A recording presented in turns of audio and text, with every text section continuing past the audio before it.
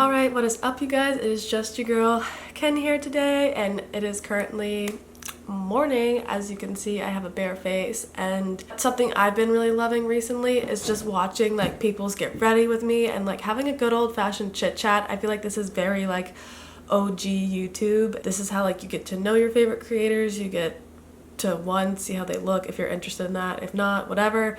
I ask people on Instagram to ask me questions, so if I get bored or like don't have things to talk about, I'll answer some of those. But really I just want to give you a quick little update. Let's just get into it, and I'll give you like my life update while I kind of prep my face. I typically just put on some moisturizer.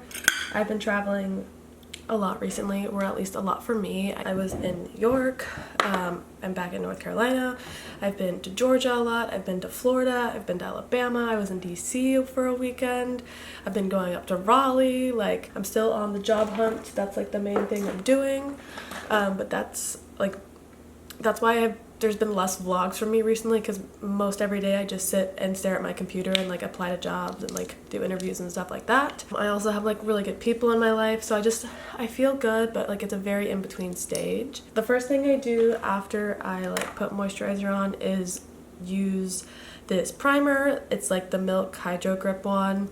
Shout out Maddie. My roommate used to intern and work for Milk, so she got free products all the time, and this is one of my favorites from them. I used to be a ride or die for the NARS foundation, especially during the pandemic, like to stay home and use a $40 to $50 foundation on your face, like on the days you wanted to like get dressed and like do whatever. That's kind of a lot of money to like not be going out. So I ordered this off of Amazon once on a whim and have loved it. It is, and you guys will laugh because it's genuinely the cheapest thing in the world, but is this Wet n Wild Photo Focus foundation, and it's in the Finish Dewy Luminous. I've tried the matte one. I don't like the matte one, and the price of this is $5, like, and sometimes even less. Whenever I run out, you can go to Five Below and get it. You can order it on Amazon. You can go to Ulta. I just really think for a $5 foundation, like, you cannot beat it, and it blends so perfectly into my skin and matches my skin tone. I have one for like my everyday, and then sometimes when I self-tan, I'll use the darker one. I kind of just draw it all over my face and then blend it out with a beauty blender. As I blend this out, I will kind of talk about stuff I've been really into recently. Even though it might not look like it, and I'm not claiming to be like the best dresser in the world, something I've been super into recently is fashion. And not really like the high-end stuff, but I just love to look put together. I like having good pieces, and I'm not really in the place to be buying new things, so I've really had to get creative with what I'm wearing, how I'm styling it, all my accessories. And that's why I also have been pretty much doing my makeup every day, because sometimes if my outfit's lacking, at least like I feel put together, like my face looks good. Currently like the end of October, almost Halloween. I think it's just the perfect time to like really dive into like fashion, because you can do the boots, the scarves, like you can layer so many different ways. Like, it is the best season to really dive into fashion. That's a huge difference like in my skin from where it was, and I just think it looks so good. And I like, sometimes if I don't change my beauty blender out enough, it gets a little cakey, but I don't find it to be too bad. Next, in my step, I will do my first coat of upper mascara.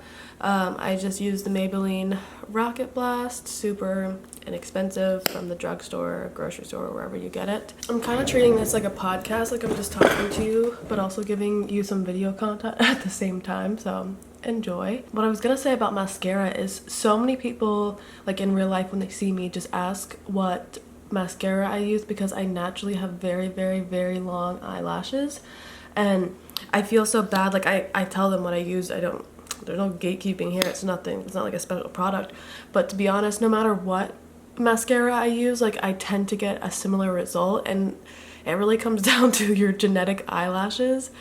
So I don't know, I always kind of find it funny when girls are like, oh, I'm gonna get that mascara because it makes her lashes look so good. And like, yes, it will probably look good on you too, but it really just depends on your natural lashes. The reason why I do my lashes like at this point is because when I put them on, like my forehead scrunches and you can see like it creates lines.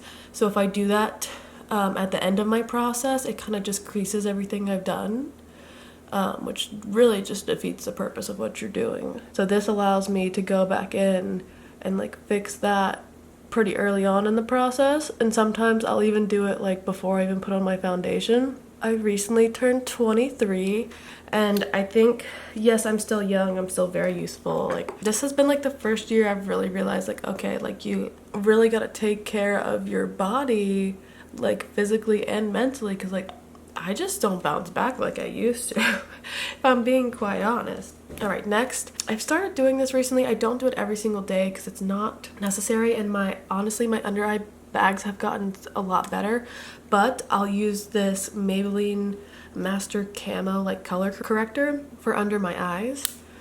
And a little bit goes a long way, but there was a period, it was probably during finals and just like I wasn't sleeping very well and like was going out because it was near graduation and my body was just going through it, and I felt like my under eye bags had just gone to a whole new level. Whatever concealer I use like isn't doing it justice to cover it. So I was watching a James Charles video actually, and he obviously is a man and gets stubble, so he would color correct his beard, which is a dark brown, a black hair color, and has like a darker shadow, and would color correct it with red. And so I began to color correct my dark blue under eyes with red, and I found it really helps. And I blend it out until it's almost like nothing. It just has the lightest amount of pigment. And then something I also sometimes do, and I'll try to do today, is with the Revlon Photo Ready color correcting pen. I use it in the green. I'll put this on my acne and then blend it out, just because I mean it's not gonna make it disappear by any means, but it'll at least make it less red looking.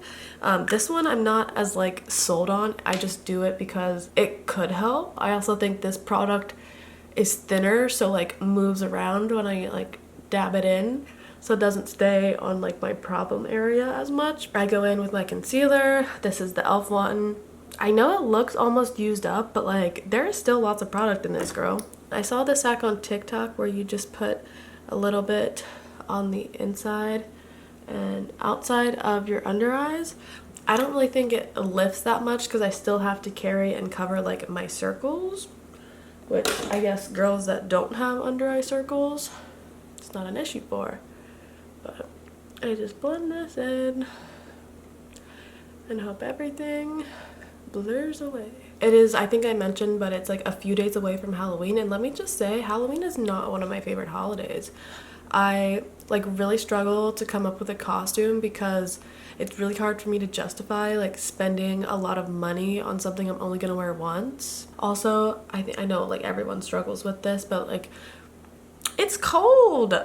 There's this one spot under my right eye that gets so patchy no matter what I put on it, and sometimes it gets really wet red.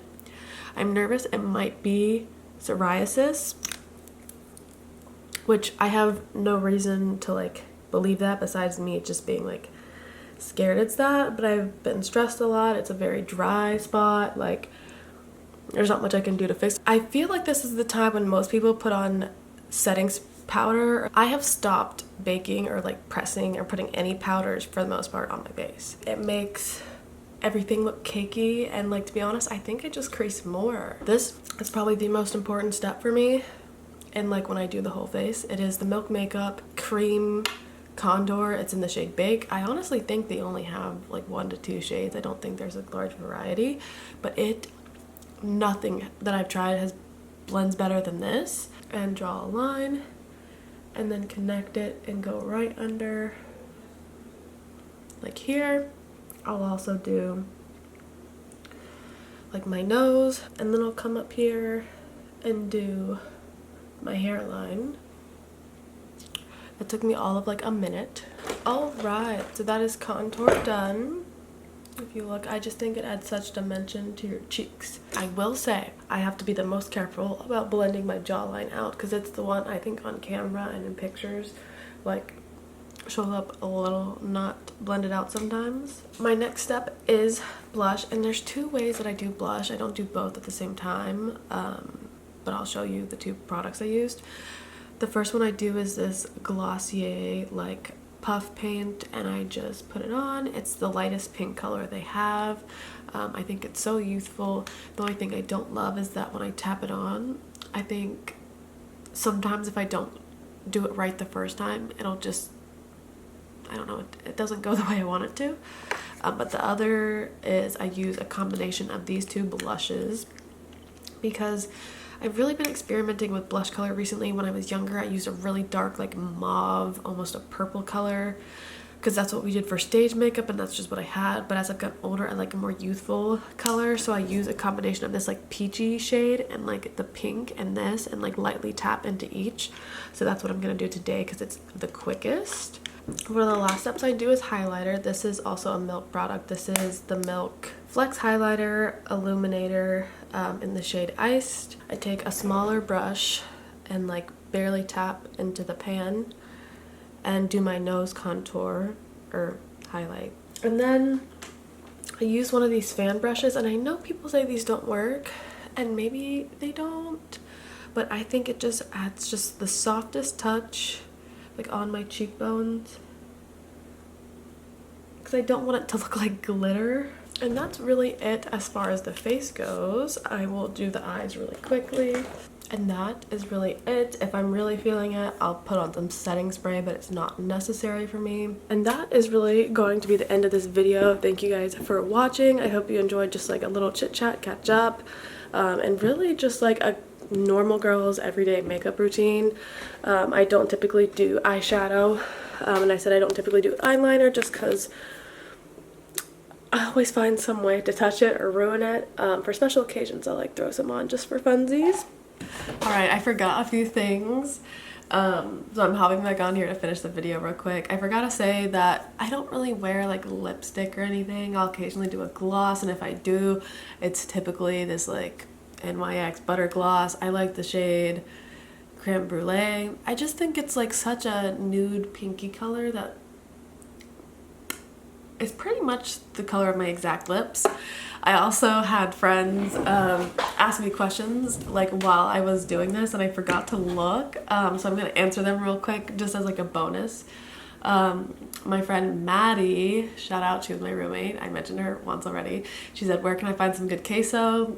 Girl already knows the answer, but I won't gatekeep this information from you. The best queso in the whole entire world is found at Javelina's in Manhattan. They have two locations. You order the white queso.